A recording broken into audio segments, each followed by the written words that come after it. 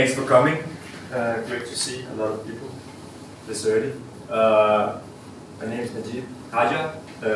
I'm a journalist from here, educated in a Danish journalist institution, Southern University of Denmark. I'm going to talk about my commitment, and my commitment has been a lot about war, conflicts, negative topics, unfortunately, but I will try to explain why. And I've also encountered a lot of obstacles while being committed to this cause, but instead of letting these obstacles making it impossible for me to finish my work, to continue with my work, I've kind of used these obstacles as a fuel instead of using them in a constructive way to actually get up, stand up again, and get stronger while doing my job. I'm gonna start telling why I started covering war, because this is like the main subject that I've been doing journalism about for years now. But I also have to let you know that I have another speak like 9:30 in Northern Zealand, so I'm gonna be out of here around 10 to latest 5 to 9. So yeah, I started studying journalism because I was indignated. I felt kind of provoked and annoyed by the coverage of some of the topics in the media. I thought we had a very stereotypical discourse about specific topics, and I think it came, the feeling came because of my own identity. As you can see, I don't look like, the typical Vikingish Dane. I'm born in Denmark, but my parents are from Afghanistan. So I grew up as a minority here in Denmark. Denmark is a fantastic country. It's a welfare society. We have, it's one of the best societies in the world.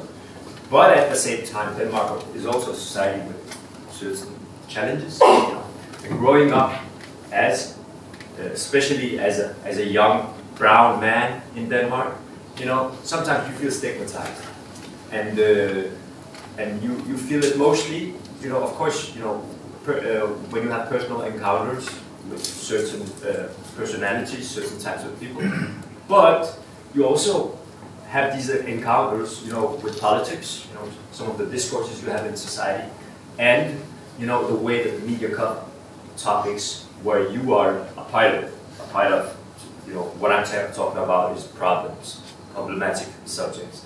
So the coverage in the media, the coverage of minorities, it gave me a very bad feeling, because I always felt like I was put into a box, much more earlier than now, but of course still sometimes now. But not only here in Denmark, but also internationally, because my heritage is from the Middle Eastern countries and surroundings. Afghanistan is not a part of the Middle East, but the surroundings. And the way that the Middle East and these areas, the people from these places were covered in the media, I couldn't relate it to, for example, what I saw at home. I couldn't relate it to the family members I had who came from these places. These really angry, bearded men who were shouting Allahu Akbar. That was like the typical pictures you got. And you always had the stories about they hate our lifestyle, that's why they want to kill us. It was like a discourse that I couldn't cope with. So I remember actually already I met my class teacher.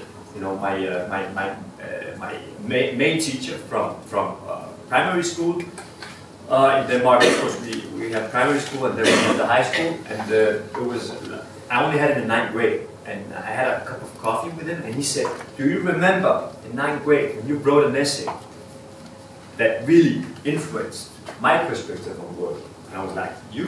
He was like 35, and I was a 15-year-old kid.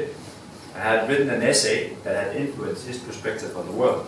I didn't remember it, and then he told me about it. He said it was about the Palestine-Israel conflict. He said that before I read this essay,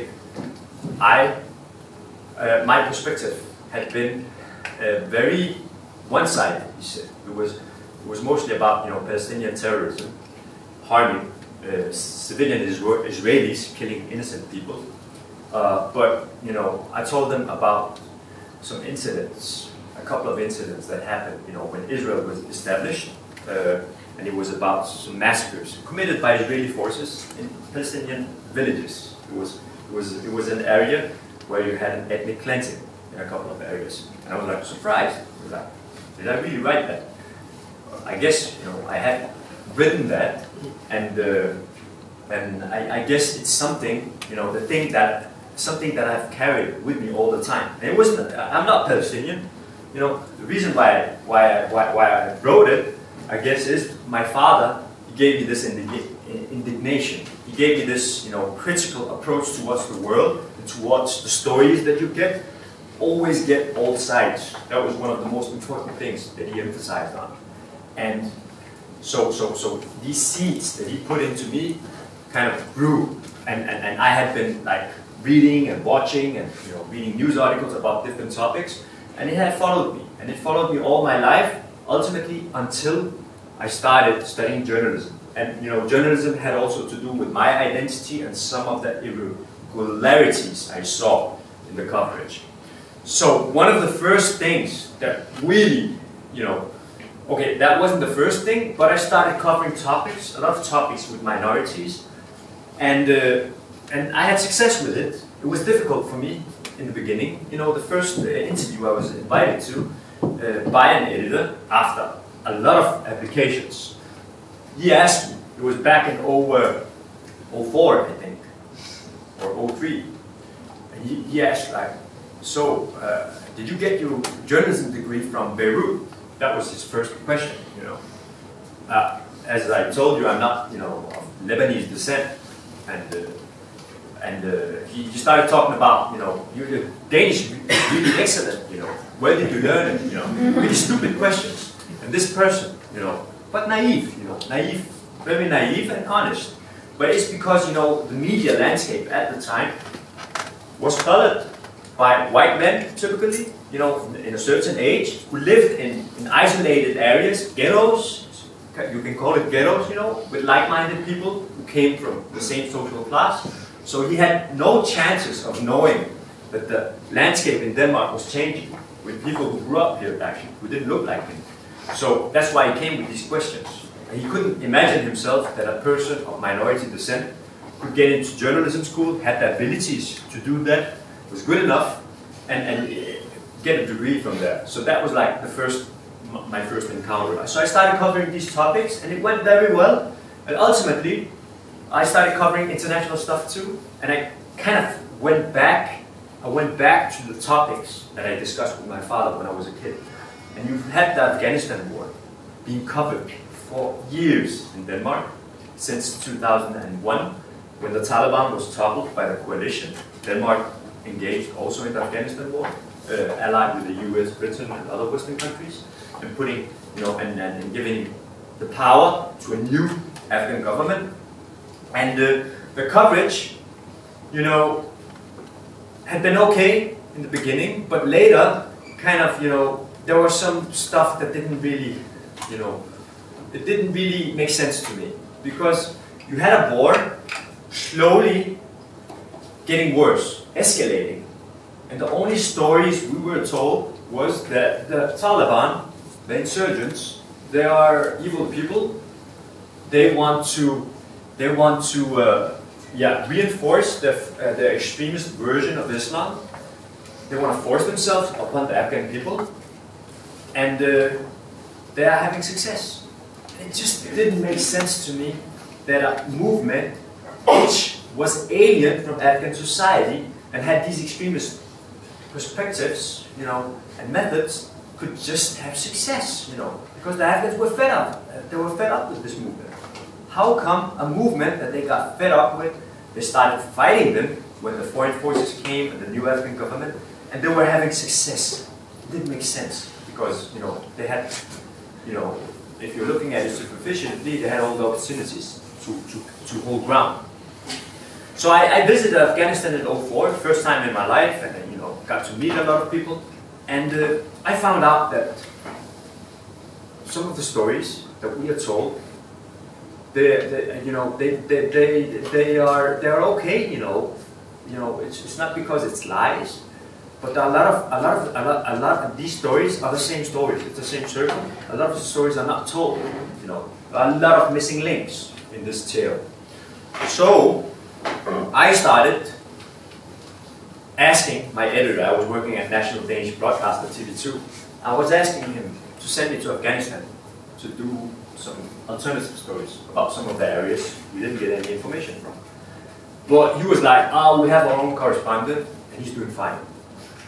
And I was like, but, okay, our correspondent, when he travels down to southern Afghanistan, to Helmand, Danish soldiers were in Helmand, he's with Danish soldiers. And he's traveling around with them, he's embedded with them. Embedded means that you are protected by the Danish soldiers. And when you're protected by them, you have to respect the rules for your own protection, but also for their protection's sake. And you are together with their partners, and it just makes it very difficult to get access to some of the other people living in the area, especially the people who live in enemy land, in the areas where the hostility toward the Danish forces or the Western forces are strong.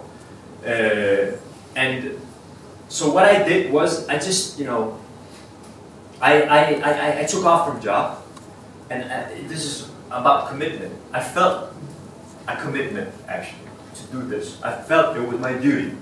And let me tell you why. Because journalism is called the fourth estate. And the fourth estate controls the three other estates. This is like one of the definitions of what the task of journalism is. And in my opinion, and maybe also a lot of yours, the most serious political decision is to go to war. Because it's the ultimate decision. And why I call it the ultimate decision is because you decide that you can use force, and you can kill other people for a purpose. And you can risk other people's lives, doing this. So you risk your soldiers' lives sending them down there, and you risk other people's life because you go down there and risk, at best only the enemy, at worst civilians' life. The civilians you're saying you want to help. And even worse, from our own cynical perspective, because this is like modern warfare is against guerrilla groups, is against terrorists also, is that you can have terrorism back home also. The enemy will feel that it's justified for them to commit acts of terrorism here because you attack us down there, we don't have airplanes, so we send up suicide bombers to your places. That's like our option. So, I thought that, I had an editor back home who was not searching all the opportunities to cover this conflict in detail, so we can really understand what is happening, because this is so serious. We're killing people and we're getting killed. And we're the fourth estate. And this is not a football game. Excuse me, but I have respect for sport journalism. But as a sport journalist, when you look at a World Cup game, you're cheering on your team. It's sport. It's not, sport is serious, but as a journalist, you're cheering on your team in a game. And it's because it's a game. But as a journalist, when you're home and the government is introducing a new law, you have to scrutinize this law as a journalist and check up on it and find out whether this law is good for the country, is good for the citizen, is good for the principles. How come when we go to another country, when we go to war, we don't scrutinize some of these things that we do down there, despite of being the fourth estate, and instead acting like we are cheering for our national team? That was my problem. I saw actually TV programs with reporters almost sitting and cheering for the Danish soldiers while they were fighting. Yes, you can sympathize with them, you can identify with them, because these guys are risking their lives for something that the elected politicians have decided to do. That's one thing. But your job is another thing. Your job is to be critical. And not only for the people's sake, like the people who are against the war or whatever, It's actually also for the soldiers' sake. Because what if the soldiers are sacrificing their lives for something that is not in accordance with what they've been told they're sacrificing their lives for? So even being pro-soldier, from my perspective, is being critical toward the politics of war. And because the thing was in Afghanistan that it was like a lot of things were activated when we went to war. And it happens all the time. In the countries with a longer war history, like Britain and the US, you see it. It's typically patriotism. We're with the soldiers, you know. We have to support the soldiers. We have to, you know, make it easy for them because they risk everything, they leave their families, etc. And this is a typical political trick, you know, because the politicians, they take the soldiers, put them in front of themselves, and scare the journalists. If you're against the war, you're against the soldiers. This is manipulation. That's not the case. If you're critical about the war, it will eventually, if you're right, benefit the soldiers too. Either because you're making a new strategy, or at worst, you know, from a politician's perspective, that you end the war. So, I went down there, and one of the stories that I covered was the story of Musa Kala. It's a story I want to do a documentary about. But it was a city where we were told that the Danish soldiers, they were in this area to help the police force against some insurgents, terrorists. That was the official story. And it was like repeated in Danish media.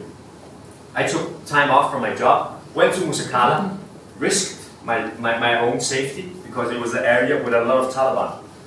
And I went there kind of undercover as an NGO, interviewed people, and found out there was a different narrative.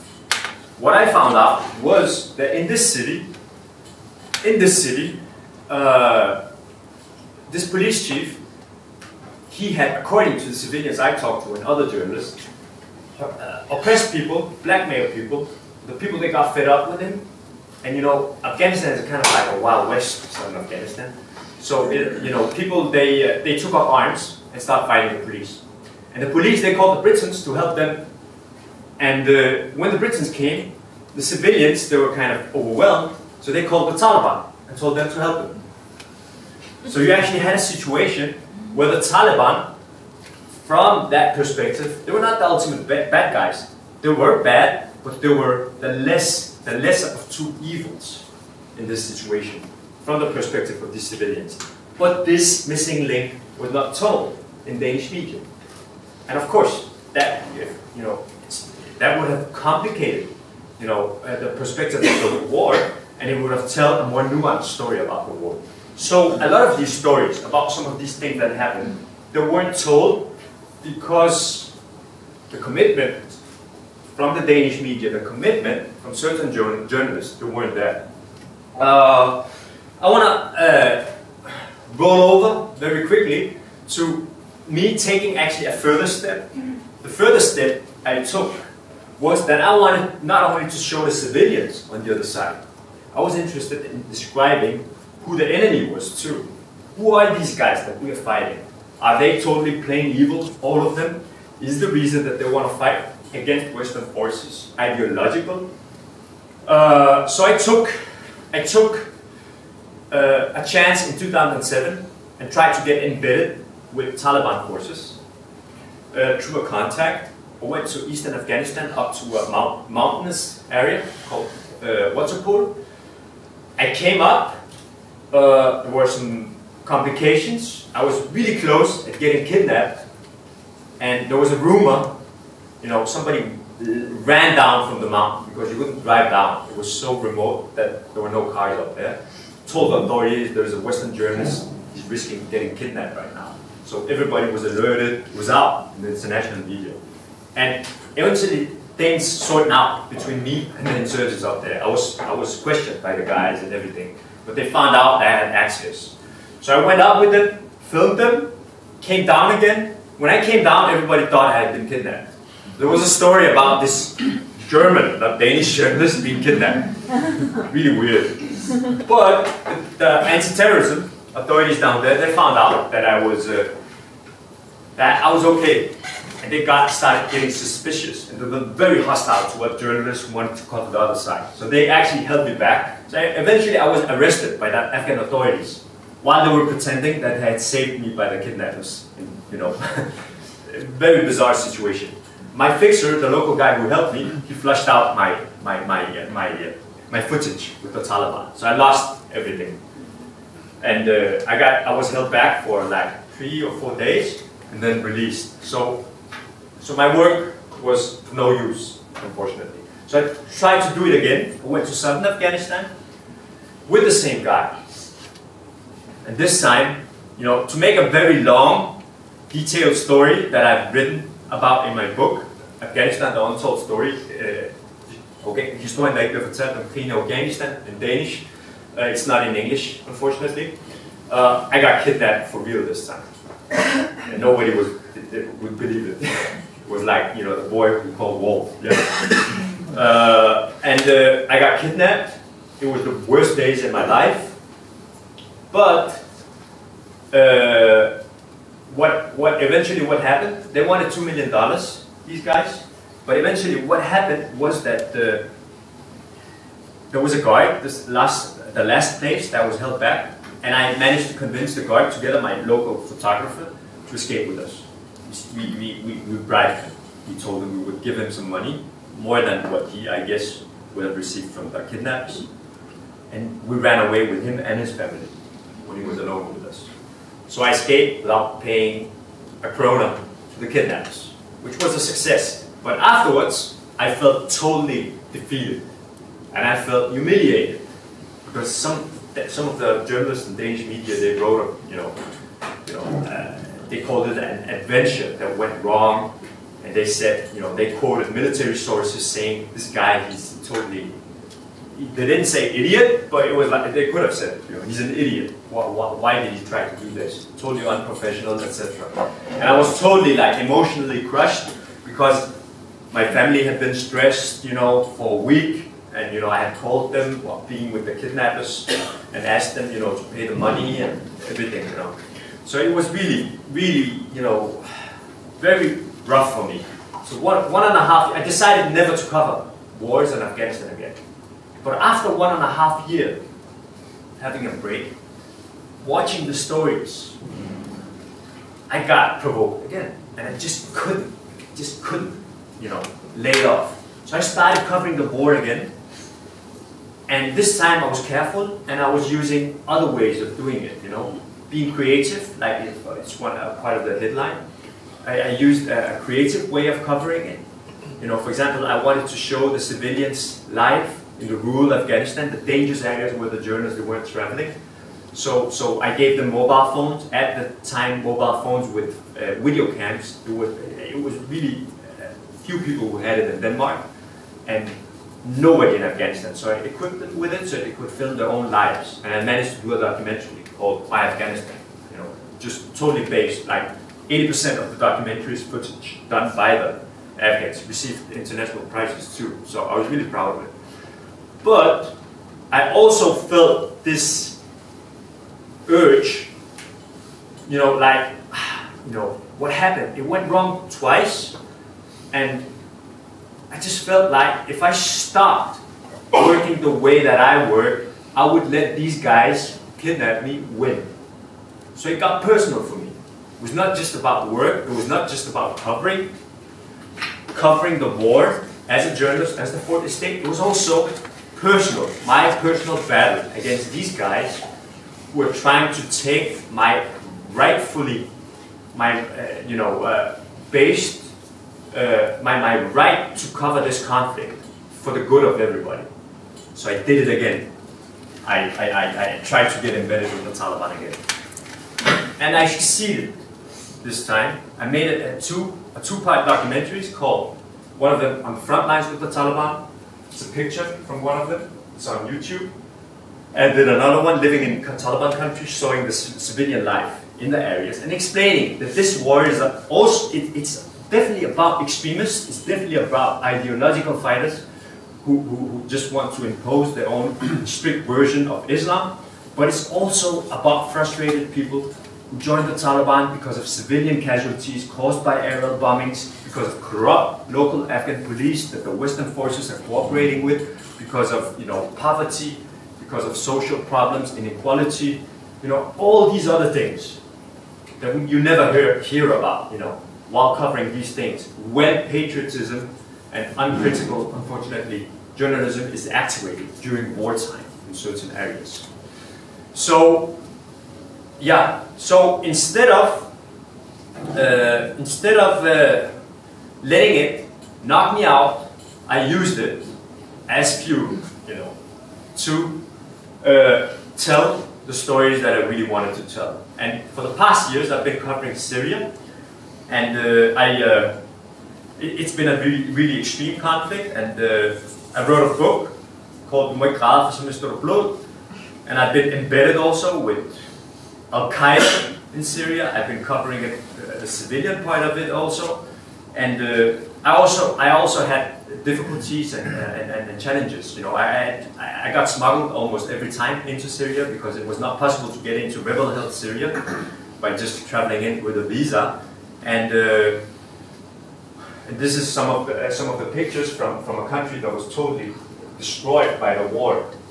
It's a school that was bombed in northwestern Syria by the government. And this is footage, not my footage, fortunately, but civilians, children were gassed by the Syrian government. And this is, when I got beaten up by Turkish border guards because I tried to get smuggled into Syria. So, I meet these challenges. I still meet them, different places. But when you have commitment, to say it in a very literal way, you just see it as hindrances. It's a part of the game, and who can just make you angry in a positive way and finish your work. I think I'm going to stop now because I went kind of over time.